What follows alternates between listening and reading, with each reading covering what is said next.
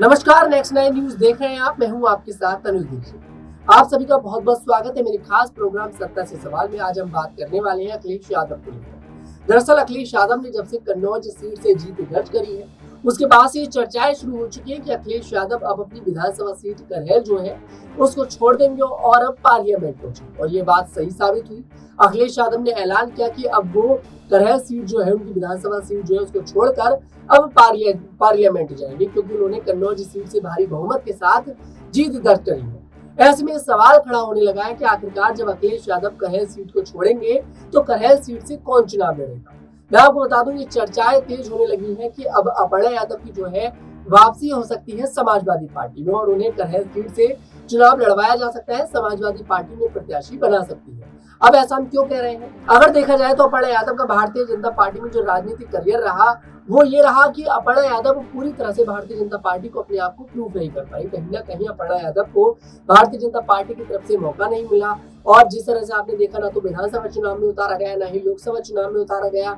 उसके बाद चर्चा हुई कि 2024 के चुनावों में उतारा जाएगा, लेकिन ऐसा नहीं हुआ। अब ऐसे में कहा जा रहा है कि अपर्णा यादव वापसी कर सकते हैं और अखिलेश यादव उन्हें करहल सीट से चुनावी मैदान में उतार सकते हैं, मतलब कि उपचुनाव करहल सीट से लड़वा सकते हैं। कुछ सवाल होंगे हमारे साथ स्टूडियो में इस समय मौजूद है आशुति, बहुत बहुत स्वागत है आपका। सबसे पहला सवाल आपसे यही लेना चाहूंगा, क्या स्थिति आप यहाँ पर देख रही है? क्या अपर्णा यादव भारतीय जनता पार्टी को छोड़कर समाजवादी पार्टी में जाएंगे, घर वापसी करेंगे? क्या अखिलेश यादव उन्हें करहल सीट से वाकई में चुनाव लड़वा सकते हैं? देखिए, मुझे पहली बात तो तनुज ये कहीं ना कहीं देखिए समझ नहीं आती कि उन्होंने क्या प्रदर्शन नहीं करा। देखिए, भारतीय जनता पार्टी में उनको प्रदर्शन करने का मौका ही नहीं मिला, उनको कभी खुद को आगे प्रूफ करने का मौका ही नहीं मिला।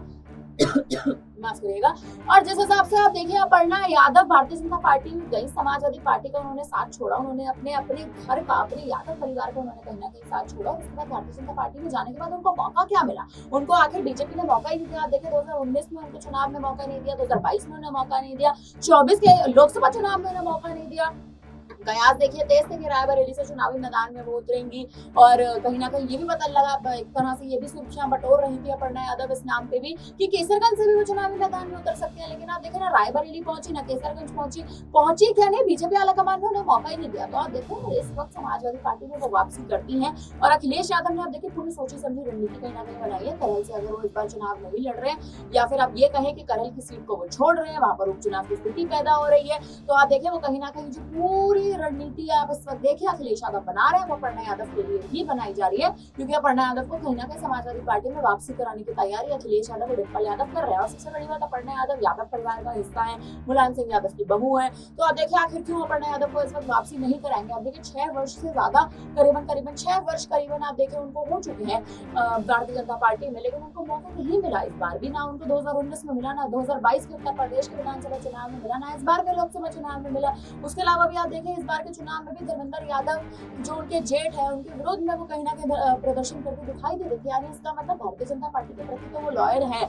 लेकिन बीजेपी उन्हें मौका नहीं दे रही है, तो उनकी सपा में वापसी मुझे लगता है। लेकिन यहाँ पर जिस तरह है वो चुनाव प्रचार करने के लिए अपने जेठ के अगेंस्ट गई थी आजमगढ़ सीट पर, क्या उसके बाद जो परिवार में एक कलह है वो बढ़ता दिखाई देगा? क्योंकि अभी तक समाजवादी पार्टी की तरफ से कोई पुष्टि नहीं करी जा रही है, क्योंकि कहीं ना कहीं करहल सीट से चर्चाएं तो है कि अपर्णा यादव लड़ सकती है। उसका कारण ये भी हो सकता है कि उत्तर प्रदेश में देखा जाए तो अब भारतीय जनता पार्टी का वर्चस्व जो है धीरे धीरे खत्म होता जा रहा है। जिस तरह से देखा गया लोकसभा 2024 के चुनावों में मात्र 33 सीटों पर भारतीय जनता पार्टी सिमट कर रहे थे। क्या इसी कारण अपर्णा यादव भारतीय जनता पार्टी का साथ छोड़ेंगे और समाजवादी पार्टी में जाएंगे? देखिए, मुझे लगता है अपर्णा यादव अगर समाजवादी पार्टी में शामिल वापस होती भी है तो वो कहीं से कहीं तक भारतीय जनता पार्टी को दगा दे के नहीं जाएंगी, वो सीधा कह के जाएंगे कि आपने मुझे मौका नहीं दिया। और आप देखिए, बीजेपी आलाकमान भी कहीं ना कहीं बात जानता है। रायबरेली से अगर उनको चुनावी मैदान में उतारने की आप देखिए कहीं ना कहीं आशंका जताई जा रही थी, तो उस पर आखिर मोहर क्यों नहीं लगाई गई? उस पर आखिर क्यों आप देखिए क्यों रायबरेली की सीट पर इतना ज्यादा असमंजस की स्थिति बनी रही? आप उत्तर प्रदेश की किसी चर्चित सीट से उनको उतार देते,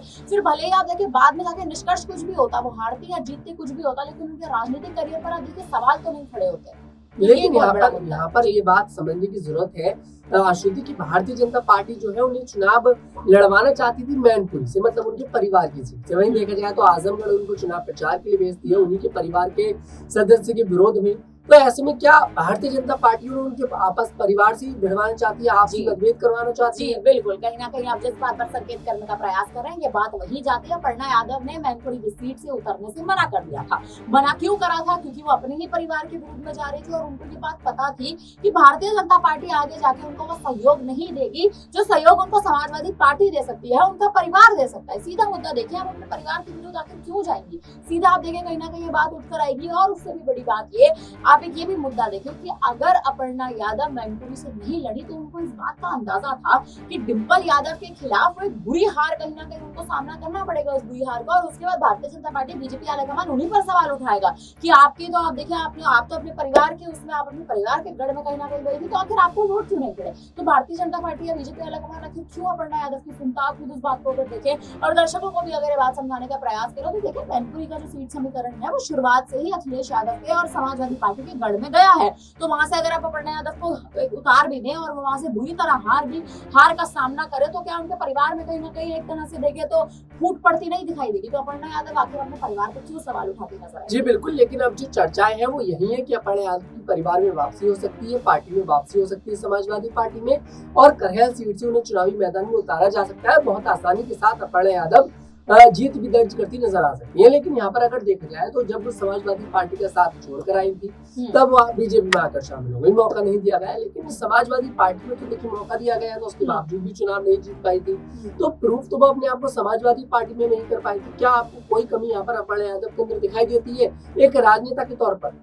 देखिए मुझे लगता है एक राजनेता के तौर पर उनकी जो राजनीतिक कदम कहीं ना कहीं जो वो चलाने की और एक तरह से जिन कदमों पर वो कहीं ना कहीं चलने की कोशिश करती है, मुझे लगता है वो कदम उनके मजबूत नहीं है। आप देखिए समाजवादी पार्टी में भी कहीं ना कहीं उनका जो वर्चस्व था वो डगमगाती स्थिति में था।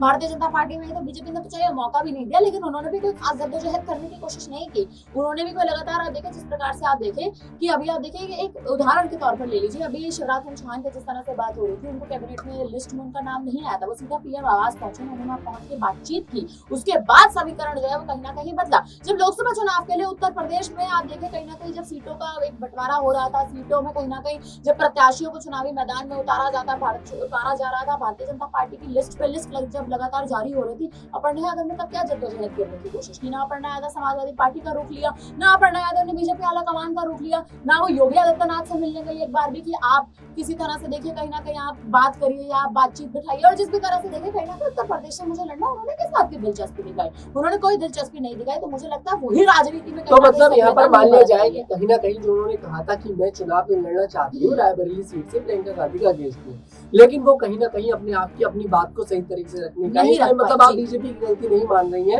इसमें कहीं ना कहीं गलती समाजवादी पार्टी की मतलब उनकी जो गलती थी तो अपर्णा यादव की गलती अपर्णा यादव की बिल्कुल गलती है। क्योंकि अगर अपर्णा यादव को सच में लड़ना था और अगर अपर्णा यादव को इस राजनीति में कहीं ना कहीं सक्रियता बरतनी थी, इस चुनाव में सक्रियता बरतनी थी, तो उनका एक प्रत्याशी के तौर पे उनका भारतीय जनता पार्टी की एक मुख्य उम्मीदवार अच्छा चेहरा नजर भी नहीं आता। जिस तरह से अगर देखा जाए तो जब चुनाव आते हैं तब चर्चाएं शुरू हो जाती है, जब चुनाव चले जाते हैं तब शांत नजर आती हैं। तो क्या इस तरह से चुनाव जीता जा सकता है कि अपने आप को आप प्रूव कर सकते हो? आपको पार्टी के लिए दिखाना पड़ेगा। बहुत मुश्किल है जिस तरह से अपर्णा यादव इस समय पे जो राजनीति चलने का प्रयास कर रही है, और मुझे लगता है इसीलिए समाजवादी पार्टी उनको वापस लेने की अच्छा उसके बावजूद भी समाजवादी पार्टी जो देखिए मौका देने के लिए तैयार है। शिवपाल यादव जो है, जो कि उनके चाचा लगते हैं, वो तो कह रहे हैं कि हमारे परिवार के संस्कार है कि उन्होंने हमारे परिवार के विरुद्ध आकर चुनाव नहीं लड़ा और उनके लिए हमेशा जो दरवाजे हैं वो खुले हैं। तो क्या ऐसे में बड़ा संकेत यहाँ पर दे रहे हैं? क्या वो यहाँ पर अपर्णा यादव को समझाने की कोशिश करते नजर आ रहे हैं? देखिए शिवपाल यादव ने कब नहीं अपर्णा यादव को समझाया। अगर आप पहले के उनके बयान देखें तो वो हमेशा से अपर्णा यादव को कहीं ना कहीं एक तरह से देखें तो उनको समझाने की, उनको बुझाने की तमाम कोशिशें करते हैं कि आप एक बार फिर से समाजवादी पार्टी में शामिल हुए। और अब तो आप देखिए अखिलेश यादव ने राह खोल दी है उनके लिए। अखिलेश यादव ने एक पूरी सीट उनके नाम कर दी है एक तरह से। उन्होंने औपचारिक कोई ऐलान नहीं करा, फिर से दर्शकों को बता दें कि उन्होंने औपचारिक कोई भी ऐलान नहीं करा, लेकिन अगर वो उस सीट से उतर रहे हैं, हटा रहे हैं, खुद का नाम पीछे कर रहे हैं, तो आप देखिए करहल की सीट तो खाली पड़ी है। करहल की सीट पर उपचुनाव की स्थिति भी बनेगी, भारतीय जनता पार्टी में दाव चलेगी। अब मुद्दा ये उठेगा कि क्या करहल सीट जो है वो गढ़ मानी जाती है समाजवादी पार्टी का। अगर अपर्णा यादव को इस सीट पर उतारा जाता है तो बहुत आसानी के साथ अपर्णा यादव इस सीट से जीत दर्ज कर लेंगी। लेकिन आपको क्या कुछ लगता है कमेंट सेक्शन में जरूर बताइएगा। क्या अपर्णा यादव की वापसी समाजवादी पार्टी में होगी? क्या अपर्णा यादव को समाजवादी पार्टी करह सीट से चुनाव लड़वाएगी या फिर नहीं? क्योंकि काफी सारी स्थिति यहाँ पर देखी गई, जो जाकर अपर्णा यादव ने अपने परिवार के विरुद्ध देखे चुनाव प्रचार भी करा, अपने परिवार के विरुद्ध ऐसी पार्टी में चली गई जिसमें 36 का आंकड़ा दोनों में देखा जाता है। उसके बावजूद भी क्या अखिलेश यादव अपर्णा यादव को एक्सेप्ट करते नजर आएंगे या फिर नहीं? आपको क्या कुछ लगता है कमेंट सेक्शन में जरूर बताइएगा। अगर आपको हमारा वीडियो पसंद आया, हमारे वीडियो को लाइक करें, शेयर करें और हमारे चैनल को जरूर सब्सक्राइब करें।